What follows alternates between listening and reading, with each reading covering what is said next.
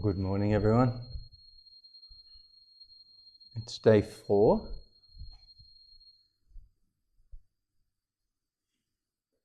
Yeah, day 4.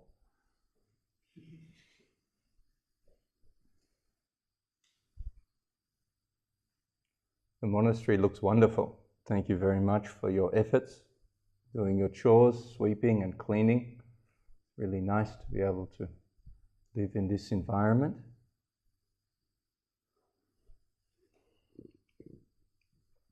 This morning, we're going to have a look at the second enlightenment factor. Yesterday, we had a look at the first and the third, mindfulness and energy. This morning, we'll have a look at Dhamma Vichaya. Dhamma Vichaya, investigation of Dhamma, investigation of states. Dhamma Vichaya is an aspect of wisdom. It's an aspect of knowing. We mentioned yesterday that these first 3 enlightenment factors, mindfulness, energy and investigation, correspond with those 3 states that the Buddha recommends we practice with in the satipatthana text, atapi, sati, sampajanya, ardent, mindful and fully aware. These 3 states activating our awareness in the present, noting what's there, and then knowing it is the basis of our meditation practice.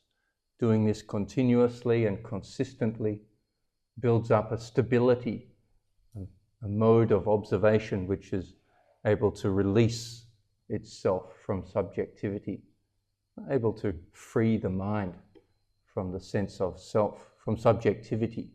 Ultimately, we can remove wrong views of personality and individuality from the mind and body process. We can free it. That's the aim of the Buddha's teaching. This morning, we'll have a look at the enlightenment factor of investigation, and then we'll have a look at some intentions as well. When this investigation becomes strong enough to be able to be called an enlightenment factor, it's like you're in a dark room. You can't see anything. Someone hands you a flashlight or a torch. You turn it on. Even if it's just turned on very quickly, like a flash, it will illuminate the whole room. You'll be able to see what's there. And then it may go back to darkness, or it may linger a little bit longer. That light is the light of wisdom. It's the light of knowing in the present moment. It allows us to see things clearly. We keep saying noting, knowing, letting go. Noting we described yesterday. It's the act of being present and directing our attention and penetrating the various objects that are arising and passing away. Knowing is to see things objectively, to not allow subjectivity to creep in, to see things with a little bit of space around them, to see things as this is not mine, this I am not, this is not myself. When we see things in this way, letting go takes place. Noting, knowing, letting go. Our job is to overturn subjectivity in the present moment, to break through it. It requires continuous application of our awareness and wisdom in the present moment until it builds up to such a level that it can stay focused in this mode of observation, this type of samadhi. When the mind becomes concentrated like that, it really starts to see things as they really are. True Vipassana knowledge will start to arise. Investigation of states, this enlightenment factor, is not carried out by means of the thinking process. Thinking doesn't take you there. No matter of amount of speculative thought, no matter how intelligent you are, no matter of rational thinking, Thinking is an object of wisdom. Thinking doesn't lead to wisdom. Thinking needs to be noted and known and broken through. In fact, it's because of thinking that we're stuck in the situation that we are. Thinking that I am, thinking that it's me, thinking that it's mine. I want you to try really hard in your meditation practice, and this is important to remember, when you're sitting there and you're doing the rising, falling, sitting, touching, rising, falling, sitting, touching, try not to think that you're a person who is meditating. Try to go beyond that concept of, now I'm sitting down, I'm watching my stomach is rising, my stomach is falling, I am meditating, I am observing, I am what. Try to move beyond that. Try to allow it to just be nature. Just allow awareness and consciousness and wisdom to do their jobs of cognizing, noting, and knowing. See what's exactly there. Wisdom, when it arises, is intuitive.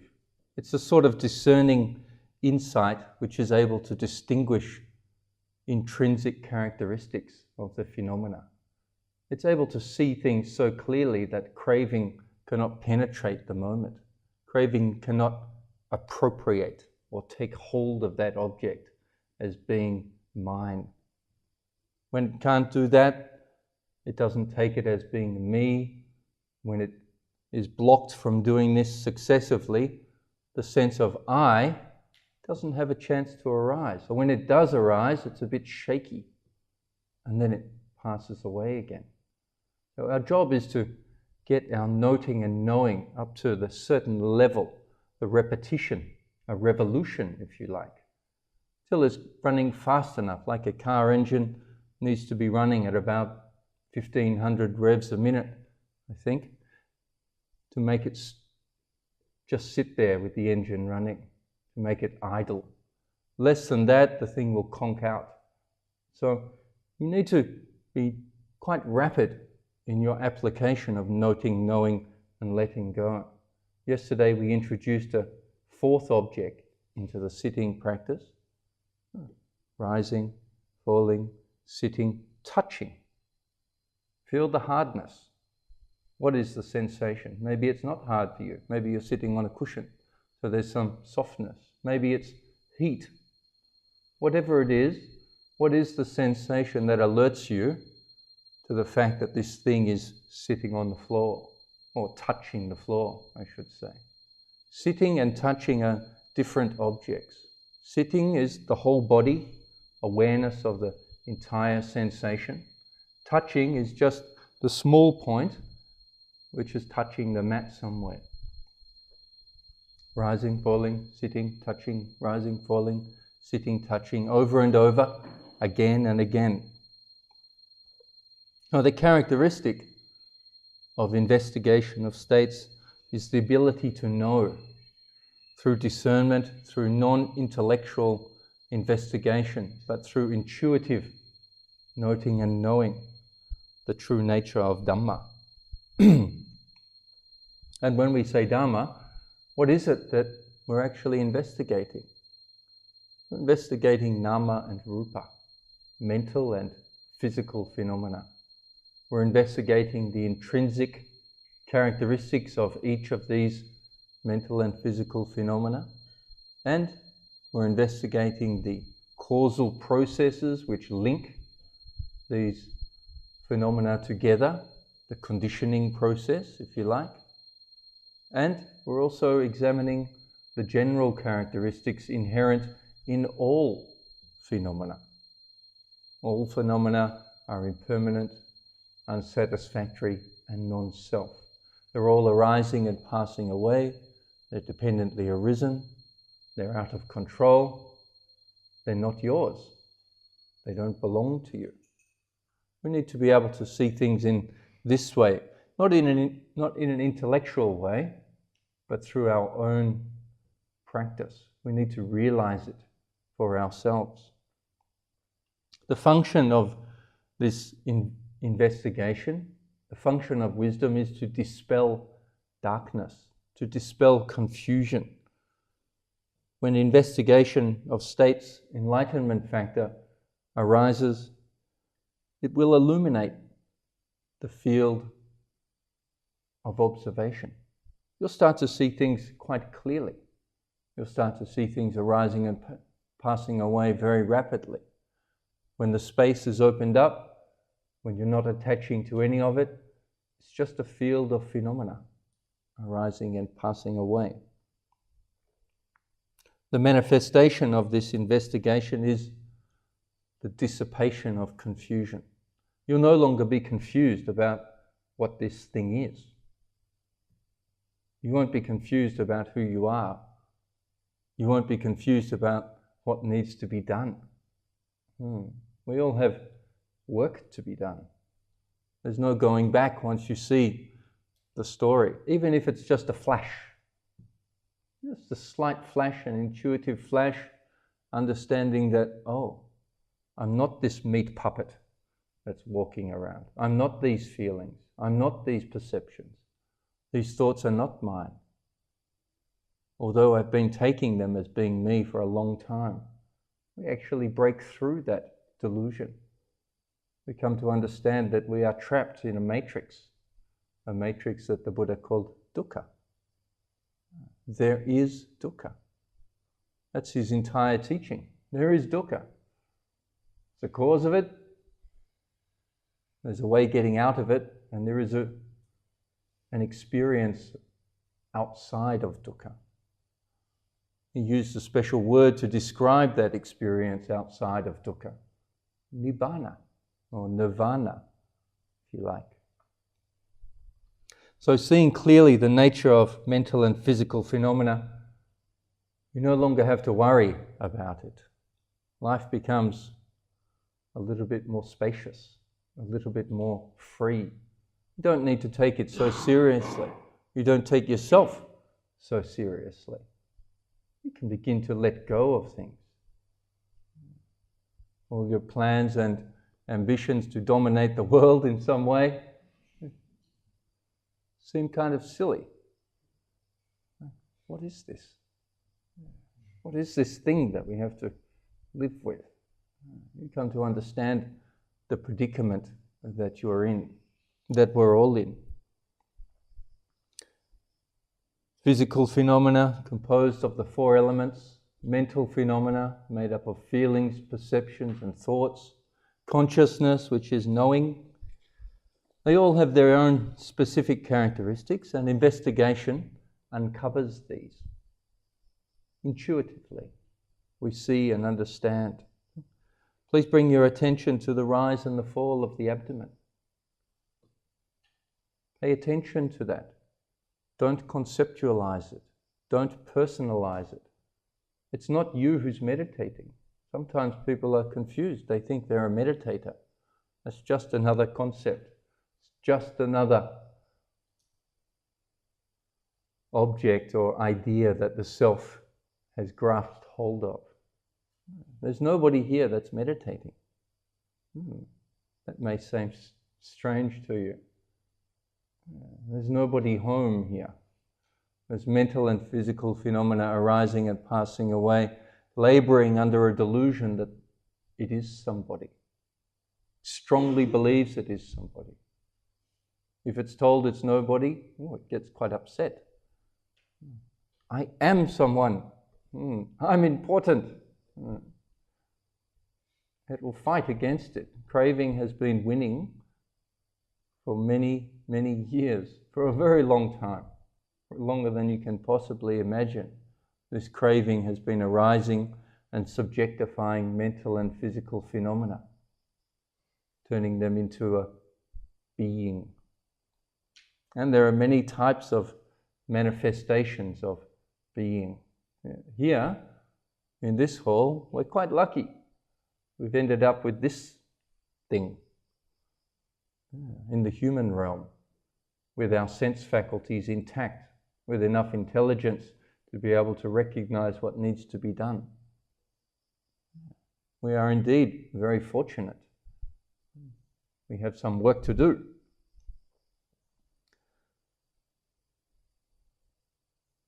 So this is insight into the true nature of things.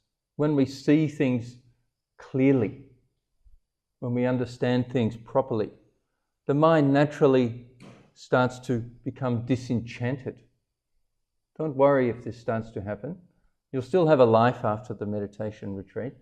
You'll still be able to function. You'll still enjoy the delights of 7-Eleven and go here and there. But it does change things.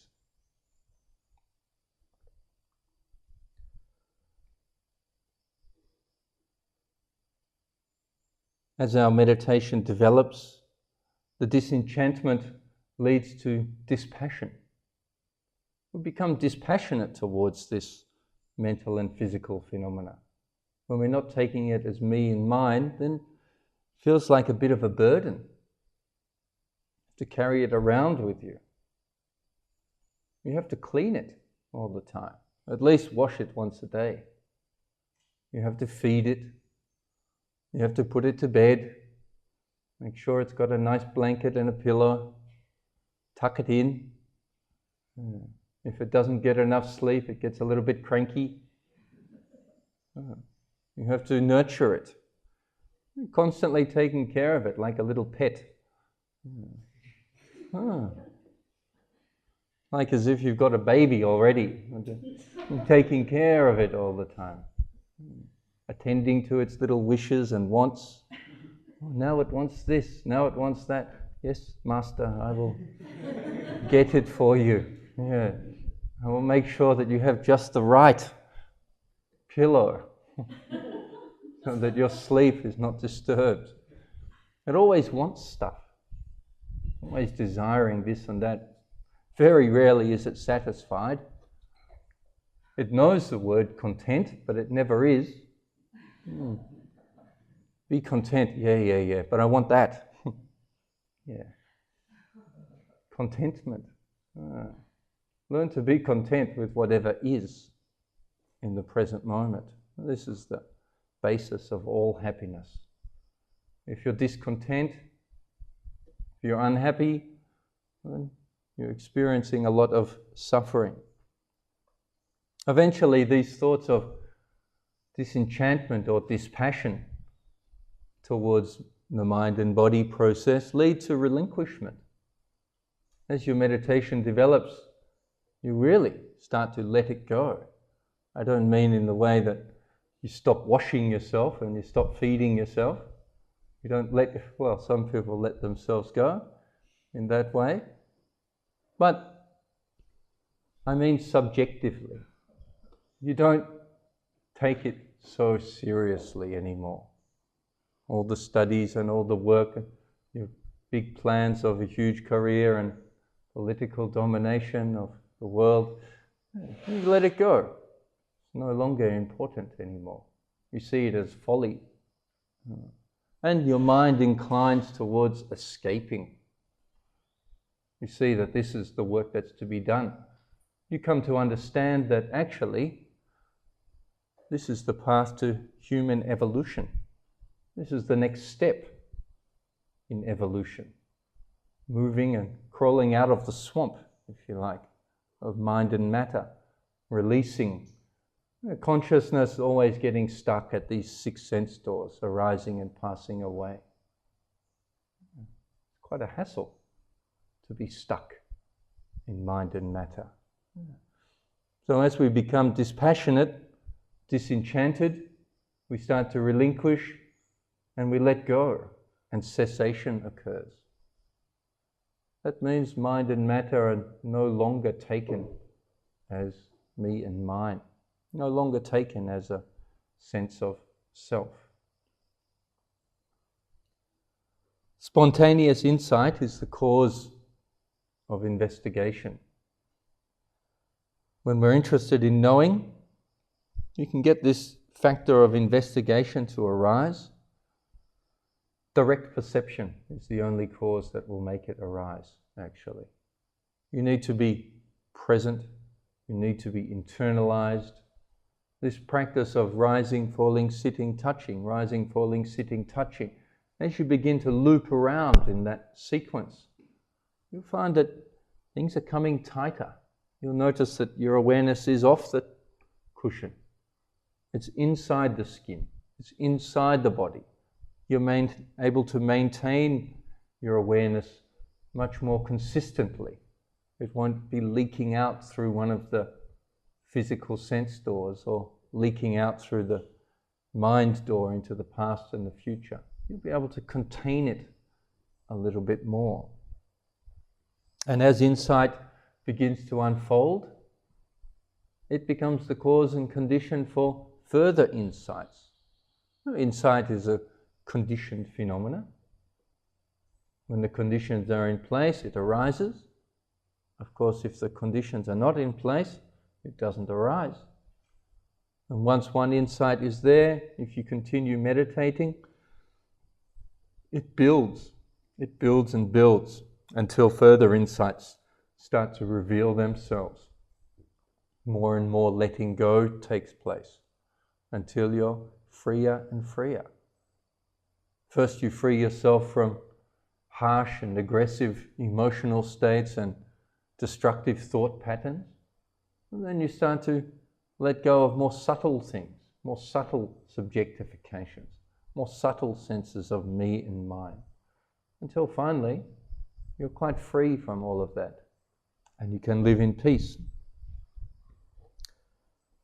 A few factors for developing investigation. It's good to ask questions. Questions. Seeking answers. Very useful in Dharma practice.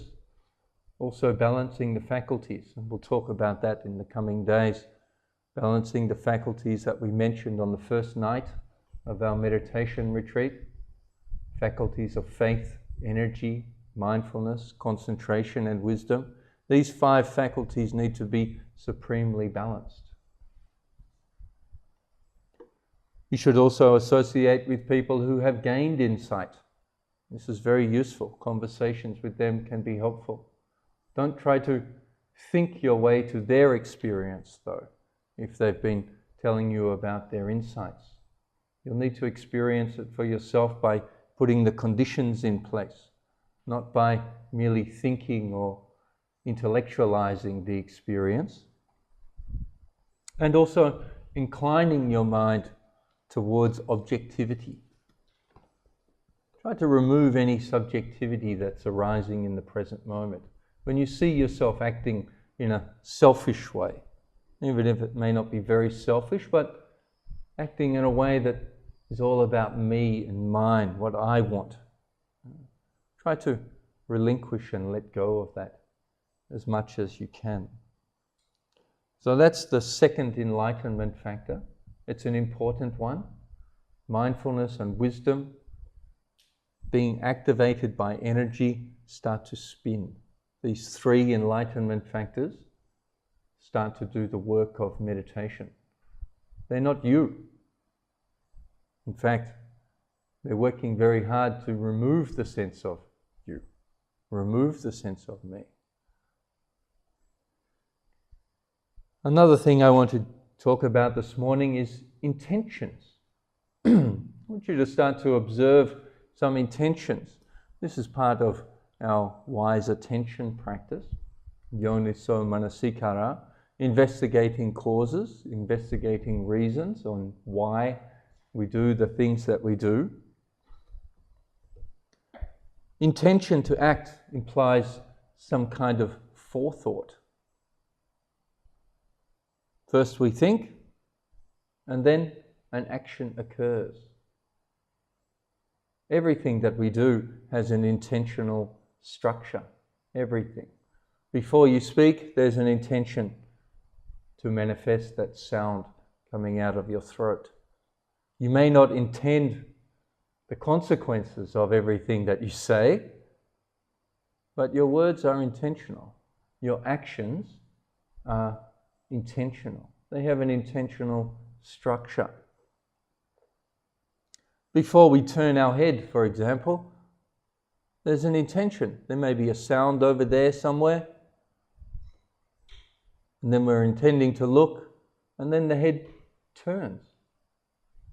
We may be intending to turn it back, and it back. Intending to look down, we look down. Seeing occurs, looking occurs, reading occurs. These are all intentional acts.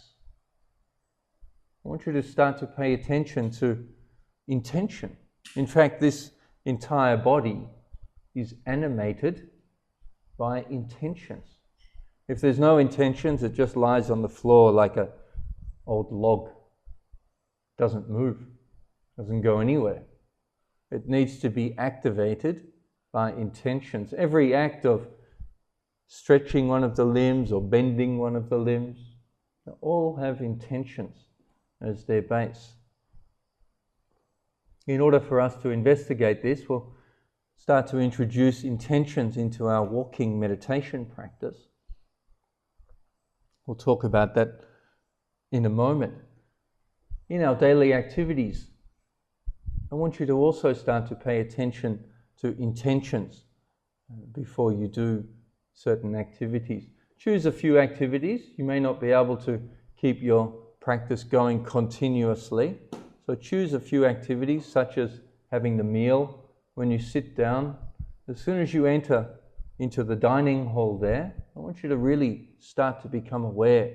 You enter into that little gate and you're standing there in the queue, waiting for the food. Become aware of your whole body. Become aware of the feet touching the floor. Be aware of the looking, the interest. Have a look at trying to see what the food is. Before you reach out and grab a bowl, I want you to pay attention to your hands. Before you reach, make a note, intending to reach, and then as you're reaching, make a note, reaching, touching, coolness, holding, lifting, bending, holding, waiting. When you put the big spoon into the food, dipping, lifting, putting, really pay attention to each step of the process. When you go and find your place at the table, sit down, put the food in front of you, sit there silently, internalize your awareness. It's not the time for you to be looking around and, oh, she's got a lot of food, she must be hungry. It's not the time for you to make any judgments about people. Oh, is she mixing the porridge with the rice soup? Really? It's not important what others are doing. Some people do that. Yeah. Have the food in front of you. Judging. Yeah. Have it in front of you. Have a look down. Make a note. Looking is occurring. Yeah, you're looking before you intend to taste it. Yeah. Wondering what it's going to be like. Yeah. If you start to salivate a little bit, make a note, salivating. If you feel that salivation coming in your mouth. First we eat with our eyes. Pick up your spoon, feel what it's like. Feel the intrinsic qualities of that touch. Is it hard? Is it cool?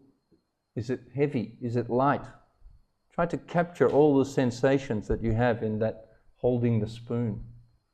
And then before you go and dip it in the food, make the intention, intending to reach and then reaching. Intending to dip, dipping. Intending to lift, lifting. Intending to open, putting. As you put the food into your face, put it down, close your mouth. Tasting occurs.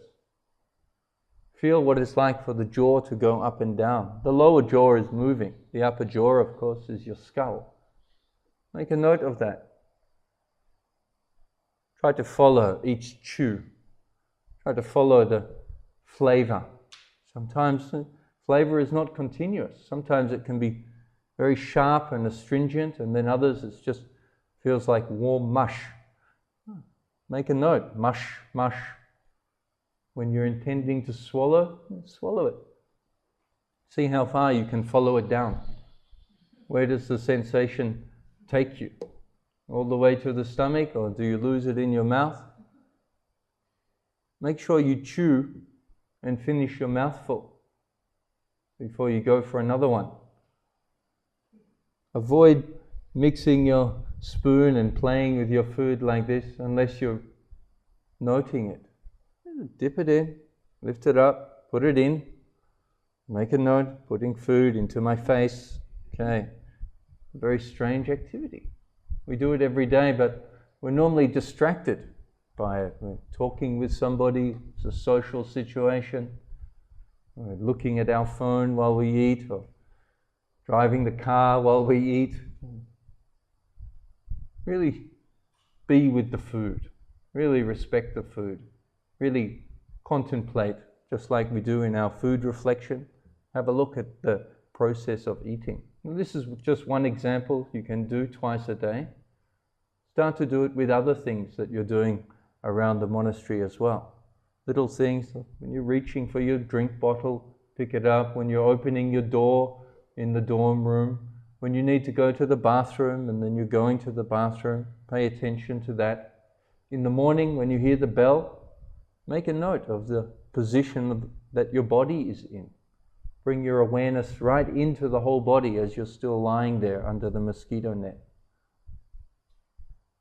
Then as you sit yourself up, as you pull the net off and tie it up, as you swing your legs around and touch the floor, make a note of all those things. As you're going to the bathroom, make a note of the stickiness of your face and the smell of the soap. All these little sensations, little things that we normally rush through, I want you to start to be supremely aware of them. When you're putting your clothes on, for example, you take your clothes on, you put your clothes off, just feel the sensation of your clothes on the skin. See what that feels like. Is it rough? Is it smooth? Is it warm? Is it cool? What's the experience of getting dressed? Reflect on why you're dressing. Are you trying to make yourself look cool and groovy for others to admire? Or are you just trying to keep warm and keep the mosquitoes off you? Reflect wisely on why you're using your clothing and how you're using and what it's really for. When you dress this meat puppet before it leaves the room and comes to the hall. Now have a look at those types of intentions in your daily activities practice. As you're moving around the monastery as well, looking here and there, make a note that you're looking. Make a note that you're listening. Make a note that you're smelling. I want you to try and be aware of all the different acts of consciousness that arise and pass away from moment to moment. In our walking meditation practice, I want to increase the steps. We're going to move today from 3 steps to 4 steps walking meditation. The 4th step, well, it actually becomes the 2nd step, and I'll give you a demonstration in a moment. Lifting, raising, moving, placing. Lifting is just the heel coming up. Lifting. Raising is the whole foot coming off the floor. Moving is pushing forward. Placing is putting a foot on the ground again. Lifting, raising, moving, placing. Lifting, raising, moving, placing. Just like in our sitting meditation, we do 4, rising, falling, sitting, touching. Rising, falling, sitting, touching. Lifting, raising, moving, placing. Lifting, raising, moving, placing. I want you to be systematic. I want you to be methodical. I want you to do it with rhythm and continuity. Try to make it as continuous as you can. Really pay attention to the beginning and end of each of these 4 steps. I strongly encourage you to walk on a smooth surface, such as in the meditation hall here, or in the lower meditation hall, or around the Buddha hall, or inside the Buddha hall. There are plenty of places where the ground is smooth, It's easier to do the walking meditation when you don't have to worry about your balance, when you don't have to worry about uncomfortable sensations on the sole of your foot.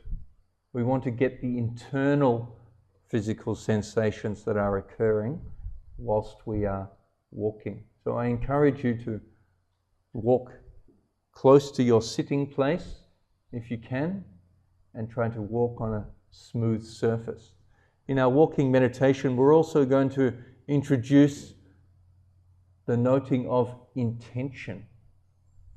Before each stage of your walking meditation, every time before you lift your foot up, there's an intention to lift your foot. Before you raise your foot, there's an intention to raise. Before you push your foot forward, there's an intention to move. Before you lower and place your foot on the ground, there's an intention to place. Intention is mental. The movement of the foot is physical. These things are occurring at the same time. They're called nama rupa, or mind and matter.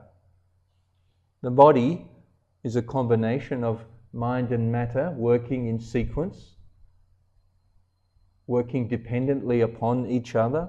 Sometimes the physical is conditioning the mental. Sometimes the mental is conditioning the physical. For example, if the body gets hot, the mind becomes a little bit agitated. The physical is conditioning the mental. In the walking meditation, our intention to move the foot forces the physical matter to move. In this case, the mind is causing matter. I want you to try and see the link between these intentions and the movement of the body. Every time you extend the hand or bend the arm, every time you turn your head, every time you sway backwards and forwards, every time you wish to lean to one side, every time you try to move your leg or your arms in some way, pay attention to the intention, to the action just before it starts to happen. In the beginning stages, it's not easy to catch intention in the walking practice. I suggest that you, although it's a little bit contrived, you actually generate the intention before each stage. That means think. Make a thought, intending to lift, and then lift. Intending to raise, raise. Actually generate that intention. I'm going to do it now, and then do it. I'm going to do it now, and do it. I'm going to do it now, and do it. Intention, lifting. Intention, raising. Intention, moving. Intention, placing. Please note and know the intention. Please note and know the movement. Both of these things should be noted. If you're able to do this, you'll find that the continuity of your walking practice will be enhanced tenfold. You'll find that you'll be able to stay right with it. The things that were distracting you for the first couple of days of the retreat, other people's bodies walking around, or the dogs running around, or the trees, or the weather, or whatever it is, you'll be able to stay right with the body, be able to stay right inside. Keep directing your awareness towards the feet. It's very important that your awareness stays within the feet. You shouldn't have awareness of anything else. Intending to lift, lifting. Be aware of the movement from beginning to end. There's a lot to pay attention to. You can't just walk like this.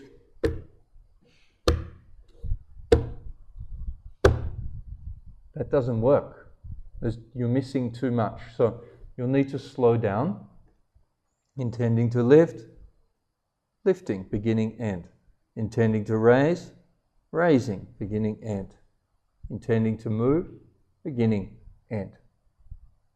Intending to place, beginning, end. Make sure that there's a gap between each of these 4 stages. Do it systematically. Lift, raise, move, place. Send your mind to the other foot. Don't start moving your foot until you've created that intention. Lift, intend. Raise, intend. Move, intend. Place, intend. Come back to the other foot. Dum, dum, dum, dum. Lift, raise, move, place. Lift, raise, move, place. Try to do it systematically. Try to do it methodically. Try to do it continuously, in a kind of pattern, in a kind of rhythm. The mind likes patterns. It likes to follow along. That's why it likes music. Why it has this, likes to follow the tempo. Likes to follow 4/4. Dum, dum, dum, dum, dum, dum, dum, dum, dum, dum, dum, dum.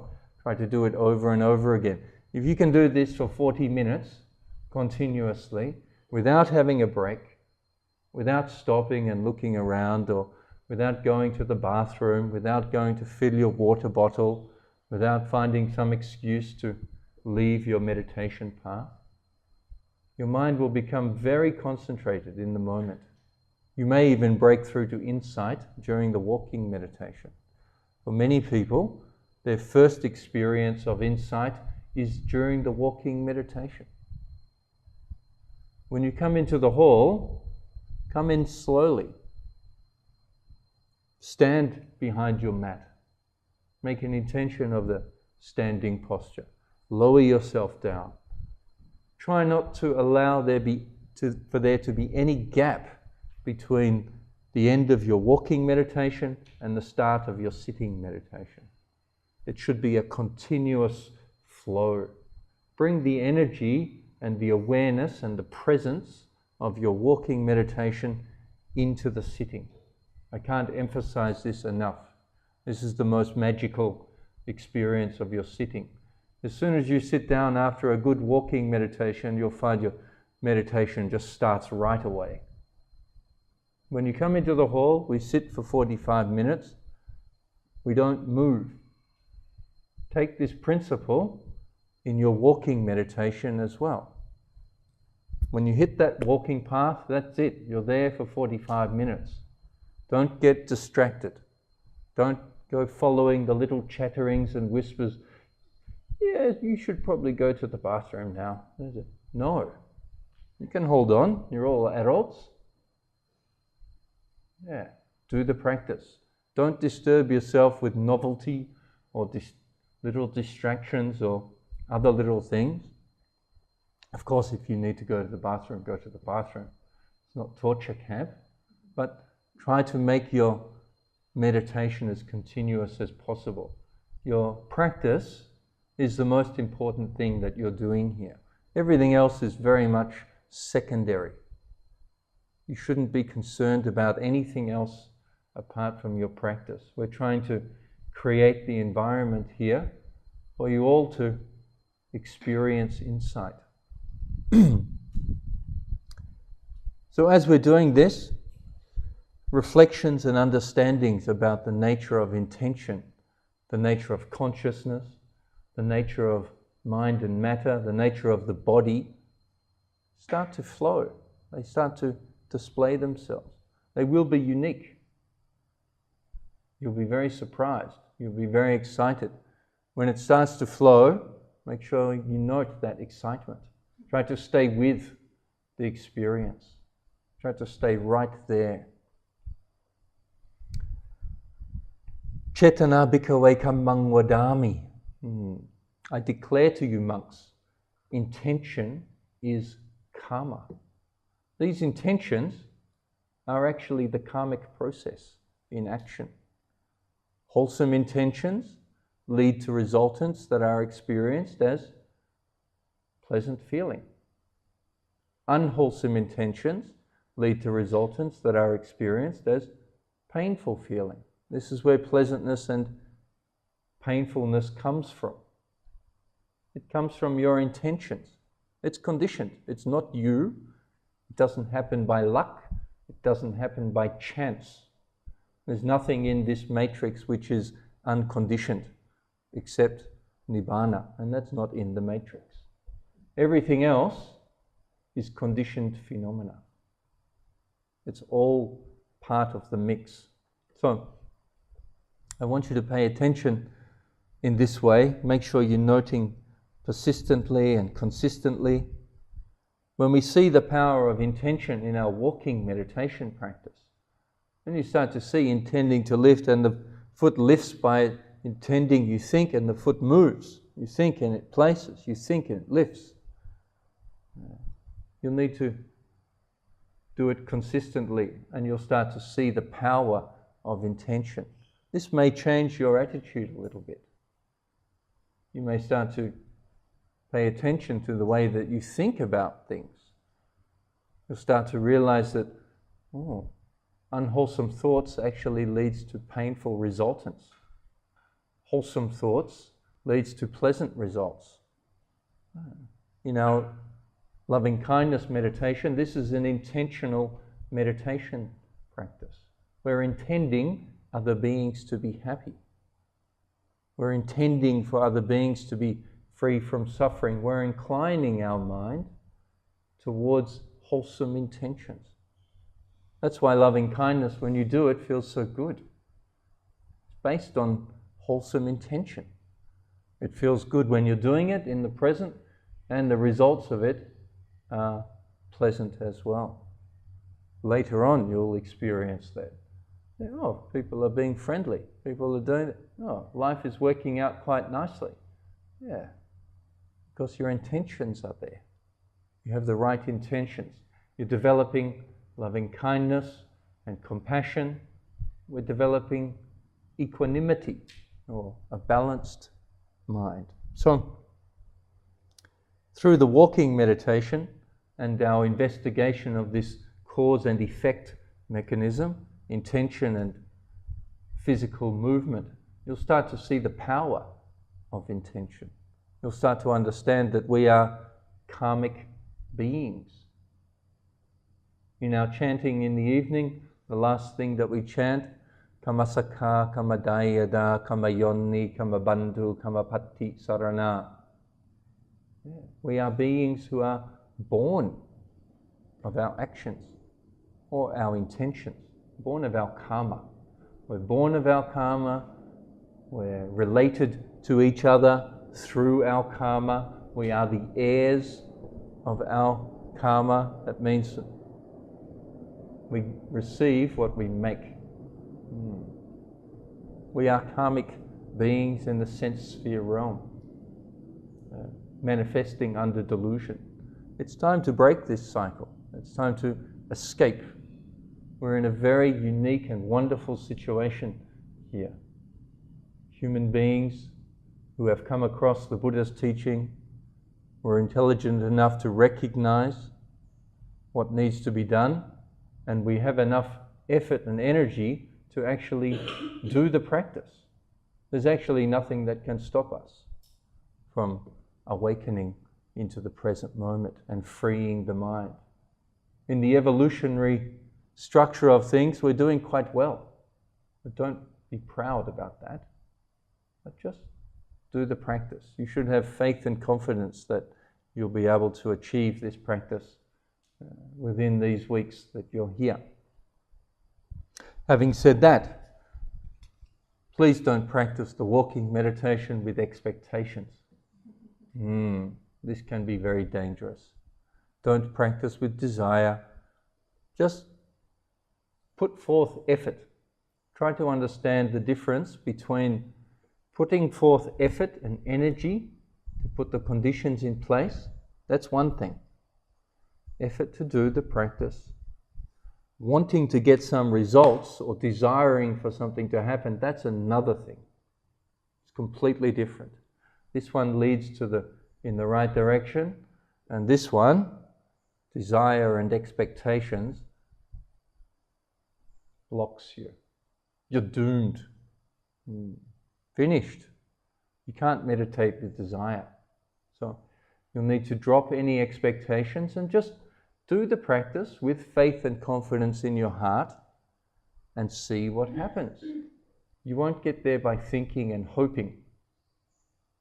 You'll get there by making sure your intentions are correct. So practice the walking with strong faith, with confidence, do it continuously, develop a persistent attitude, go about your work putting the conditions in place. Don't walk around hoping or expecting or wanting something to happen. That only leads to unfulfilled expectations. Unfulfilled expectations are quite unpleasant. They cause also all kinds of suffering. So please notice when you give the first command, intending to lift, then lift your foot. Intending to push forward, and then push it forward. Intending to place, place it. Do it sequentially. Intend, lift, intend, raise, intend, move, intend, place. Do this over and over again. Start to loop and loop and loop around until they join together. Until the intention and the foot starts to move at the same time. It may take a little bit of time. It may take a day or 2 or 3. But if you're consistent in your practice, then you'll see that it starts to work. I'll give you a little demonstration now. Maybe a little bit difficult with the mic. I don't need that.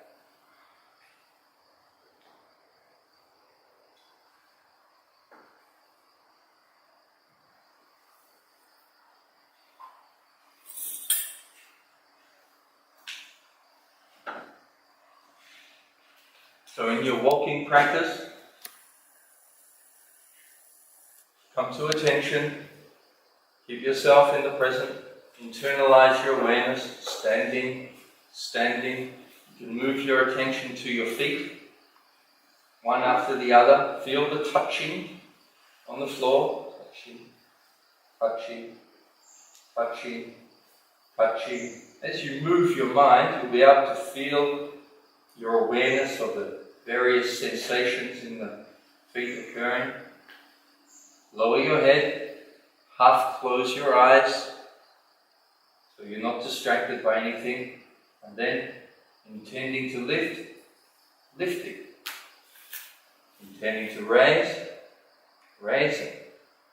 Intending to move, moving. Intending to place, placing. Intend, lift. Intend, raise. Intend, move. Intend, place. Shift your mind to the other foot. Intend, lift. Intend, raise. Intend, move. Intend, place. Make sure you have a gap between each of these 4 stages. It's really important that you catch the beginning and end of these experiences. Lift, stop. Raise, stop. Move, stop. Place, stop. Lift, stop. Raise, stop. Move, stop. Place. When you come to the end of your path, stand there for a moment. Internalize your awareness, come back to the sensation of the whole body, standing,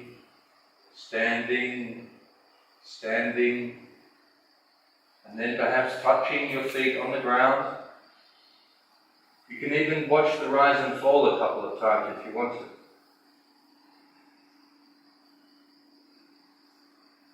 If there's any hearing going on, make a note, hearing.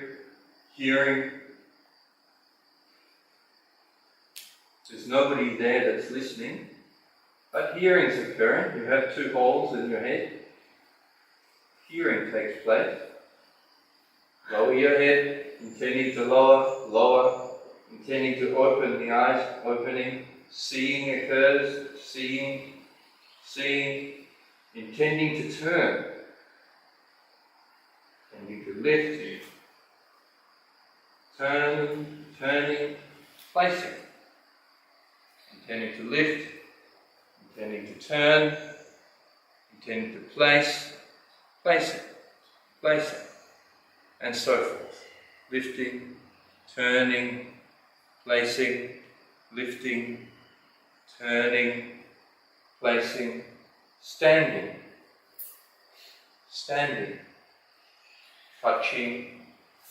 touching, hearing, opening, seeing, intending to lift, lifting, intending to raise, raising, intending to move, moving, intending to place, placing, and so forth. So try to note and know everything that is going on for you from moment to moment. There's a lot that you can note. Of course, there's a lot that you're going to miss. There's vast amounts of data arising and passing away in the present moment. You won't be able to catch all of it. Your job is to catch enough of it so that your practice is continuous. We want things to be as continuous as possible. Okay, I think that's enough for this morning. We have a little bit of sunshine.